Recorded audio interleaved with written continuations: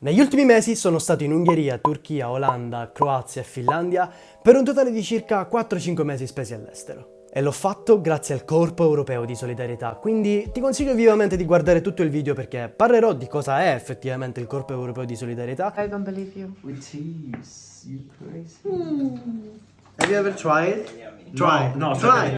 E mostrerò anche delle clip riguardo a quello che ho effettivamente fatto come volontario del Corpo Europeo di Solidarietà in Lapponia, in Finlandia. Inoltre, alla fine del video parlerò anche del bilancio economico di tutto il viaggio in Finlandia, perché sono stato lì circa 3 settimane, quindi farò vedere esattamente quanto ho speso per i voli, quanto ho speso per altre spese extra, quali spese effettivamente mi vengono rimborsate dal Corpo Europeo di Solidarietà e quali invece non mi vengono rimborsate, quindi guarda tutto il video.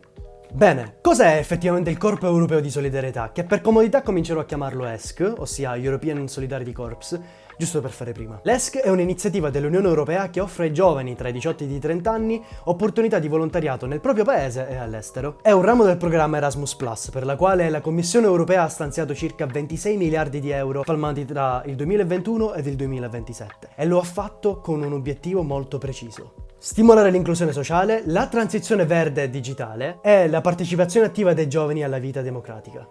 Sostanzialmente quello che si vuole fare è creare un'intera generazione Erasmus. Ma non mi voglio perdere troppo in chiacchiere e voglio iniziare col mostrarvi quello che ho effettivamente fatto in Lapponia, nel centro giovanile di Vaasatoka. Vaasatoka è uno dei 9 centri giovanili finlandesi che sono sovvenzionati e supervisionati dal Ministero dell'Istruzione e della Cultura finlandese. Ho lavorato per circa 7 ore al giorno dal lunedì al venerdì, quindi 5 giorni a settimana. Sabato e domenica erano liberi. Bene, dopo una breve quarantena di 3 giorni a Vaasatoka abbiamo fatto un tampone fortunatamente negativo. Poi il programma è finalmente iniziato. Abbiamo subito ricevuto i pocket money, ossia 5 euro al giorno, che il Corpo Europeo di Solidarietà prevede come indennità giornaliera per tutti i volontari che partecipano a questi progetti. Abbiamo passato la mattinata al Museo Sami, dove abbiamo visto dove vivevano, come vivevano e abbiamo fatto alcune delle esperienze tipiche della vita Sami.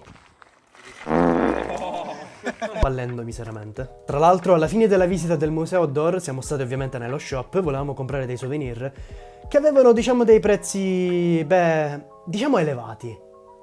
Fatto questo siamo andati nell'unico ristorante presente a Inari, chiamato Papana, che letteralmente significa cacca di renna, dove io ho preso una pizza con della renna. Molto buona, devo dire. E successivamente siamo andati in uno degli allevamenti più grandi presenti nell'area, dove abbiamo dato da mangiare alle renne, abbiamo capito anche come vivono le renne, come funziona tutto il sistema di produzione di carne sostenibile. Questo allevamento è gestito da una famiglia Sami, la quale ci ha offerto anche la merenda in una tradizionale casetta kota, non so esattamente come chiamarla, capanna. È stato veramente molto bello anche perché mentre facevamo merenda, questo signore, il proprietario, ci ha parlato anche della storia Sami, di come vivevano, anche dei suoi genitori, dei suoi antenati, eccetera, eccetera. È stata un'esperienza meravigliosa. Questa giornata è stata una delle giornate più belle di tutta l'intera esperienza, anche perché si è conclusa con un tramonto, che senza dubbio è stato il tramonto più bello che abbia mai visto in tutta la mia vita. Sì, ma ci hai appena detto che hai lavorato 5 giorni a settimana per 7 ore al giorno, ma finora hai parlato solo di tramonti, musei. Bene, il giorno dopo ci siamo messi al lavoro, ma seriamente.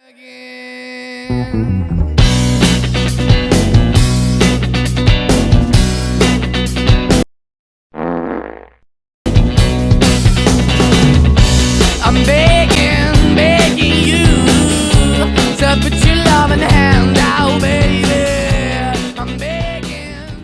In totale eravamo 15 volontari provenienti da Finlandia, Francia, Spagna, Italia e Repubblica Ceca. Ed il nostro compito era sviluppare delle attività che poi il centro giovanile proporrà agli studenti che verranno in gita. Tra le attività che abbiamo svolto c'era quello di rinnovare alcuni sentieri, come per esempio quello di Kettulenki, e quindi cambiare, rinnovare e sostituire alcuni cartelli di Kettulenki, che letteralmente in lingua Sami significa sentiero delle volpi, oppure pitturare alcuni dei giochi che erano lì, in mezzo alla foresta. Abbiamo anche rimosso le erbe infestanti attorno a tutta la palazzina di Vaasatoka, abbiamo rimosso le erbe infestanti dal campo di calcio e quindi sostanzialmente lavoravamo dalle 9 alle 16 e dopo il lavoro onestamente eravamo sempre troppo stanchi per fare qualsiasi cosa, quindi riposavamo e poi però ogni sera ci concedevamo sempre un barbecue, un falò oppure una sauna con tanto di bagno nel lago ghiacciato.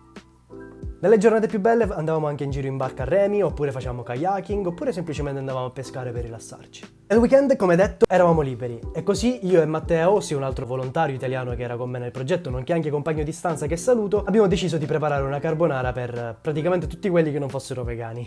Nel pomeriggio abbiamo preso un taxi e siamo andati in centro ai Nari, dove abbiamo comprato altri souvenir e soprattutto siamo andati anche a fare una breve escursione di circa 3 km che è stata meravigliosa, soprattutto per il paesaggio che abbiamo visto. È stata più come un riscaldamento in preparazione per quello che veniva il giorno dopo. Abbiamo deciso di fare un'escursione di circa 20 km ed arrivare a Ozzamo, una piccola montagna di circa 450 metri sopra il livello del mare, che ci ha permesso di vedere Svezia, Norvegia e Russia dallo stesso punto.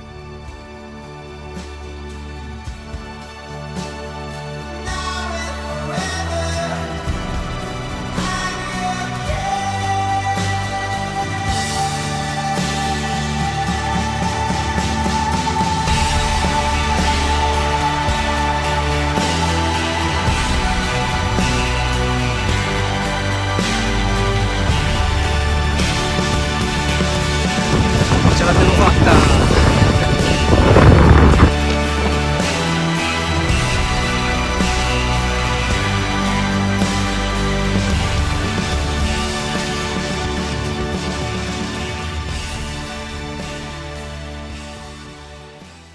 La settimana successiva è iniziata benissimo con una sorpresa da parte degli organizzatori che ci hanno portato ai Nari, dove abbiamo fatto rowing in una specie di barca vichinga / medievale. La giornata è proseguita con una scampagnata dove abbiamo mangiato una zuppa di pesce, delle verdure condite, ho visto anche una persona mangiare una pizza col cucchiaio, una roba che è veramente boh. Comunque, a parte questo, poi siamo ritornati a Vasetocca nel primo pomeriggio e quindi abbiamo utilizzato l'ultima oretta e mezza circa per lavorare a un escape room. È stata una delle attività più belle che abbiamo fatto durante queste 2 settimane, in quanto nessuno di noi era mai stato in un escape room e ci siamo ritrovati a doverla fare. L'obiettivo di questo escape room era quello di trovare l'antidoto a un potente virus chiamato Vasetok e quando abbiamo finalmente testato l'escape room con 2 gruppi di volontari, nessuno è riuscito a completare l'enigma finale, quello di trovare l'antidoto. Cercavamo di realizzare l'escape room il più difficile possibile in modo da creare poi vari livelli di difficoltà. Bene, questo è stato più o meno un riassunto delle attività che abbiamo svolto durante queste 2 settimane di volontariato in Lapponia. Nel penultimo giorno siamo andati a fare un test anti-Covid, soprattutto perché per me era necessario per tornare in Italia in quanto avevo solo una dose di vaccino e per viaggiare in Europa sono necessarie 2 dosi da almeno 14 giorni, che ovviamente ancora non avevo. Quindi abbiamo concluso la giornata con un'ultima sauna. Sauna di 80 gradi fatta, in preparazione per i 45 gradi siciliani. Bagno nel lago 2 volte, fatto. Ed il giorno dopo mi sono diretto ad Helsinki. E lì mi ha raggiunto una mia cara amica finlandese con il quale ho girato per tutta Helsinki, quindi siamo stati nella cattedrale, siamo stati un po' in giro al centro, siamo stati nel porticciolo di Helsinki, abbiamo visto anche la ruota panoramica, allora lì ho detto ok, andiamo. E siamo anche stati molto fortunati perché mentre facevamo il giro nella ruota panoramica abbiamo assistito anche al concerto dei Blind Channel, che è uno dei gruppi rock più famosi in Finlandia in quanto hanno vinto l'Eurovision nel 2006 e sono tuttora molto famosi. Ho anche visto la biblioteca di Oddi, una delle biblioteche più belle al mondo con un'architettura super moderna che ricorda molto una stazione spaziale. Nel tardo pomeriggio siamo ritornati a casa di questa mia amica, dove avevo precedentemente lasciato anche i miei bagagli. Abbiamo fatto una doccia, siamo andati a cenare fuori, abbiamo mangiato una specie di cotoletta con alcune patatine fritte. Poi abbiamo fatto un giro ad Helsinki di sera, abbiamo visto la cattedrale col buio sostanzialmente. Dopo la bellissima passeggiata notturna siamo ritornati a casa, ho riposato per circa un paio d'orette e poi ho preso un autobus dal centro città per andare all'aeroporto di Helsinki, dove poi sono volato fino a Catania. Bene, arriviamo alle spese, ho speso circa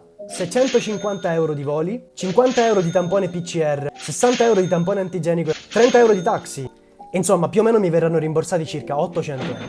Invece, tra le spese che non mi verranno rimborsate ci sono circa 50 euro di souvenir, 15 euro al supermercato ed un totale di circa 12 euro per 2 taxi che abbiamo preso durante la nostra permanenza a Vasetocca. Quindi queste erano più o meno le spese che ho fatto in Lapponia, mentre invece ad Helsinki ho speso 8,20 euro di trasporti, 20 euro in totale tra pranzo e cena e 13 euro per la ruota panoramica. Insomma, per tutto il viaggio tra Lapponia ed Helsinki ho speso meno di 100 euro. Ricordatevi che ho ricevuto 5 euro al giorno di indennità per il mio progetto di volontariato, per un totale di 90 euro, quindi praticamente è come se avessi viaggiato totalmente gratis. Comunque ci tenevo a precisare che ci sono vari tipi di ESC che si possono fare. Esiste il team volunteering, che è quello che ho fatto in Lapponia, esiste lo short term che va dalle 2 settimane ai 2 mesi, il long term che va dai 2 mesi ai 12 mesi. Si possono fare short term e long term solo una volta nella vita, mentre il team volunteering si può fare illimitatamente fino ai 30 anni. Esistono anche i training, che sarebbero dei corsi di formazione che ti permettono di fare networking in giro per l'Europa e ti permettono anche di acquisire nuove competenze, nuove conoscenze. Tra l'altro io sto per andare in Olanda a fare 2 progetti. Il primo un training, il secondo invece sarà un tipo di progetto molto diverso perché sarò group leader, quindi ho tante aspettative per questi 2 progetti. Vi invito fortemente ad iscrivervi al canale in quanto arriveranno nuovi video in collaborazione anche con alcune associazioni italiane che cercherò di coinvolgere in modo da comunque anche farvi conoscere queste realtà e magari mettervi anche in contatto con loro.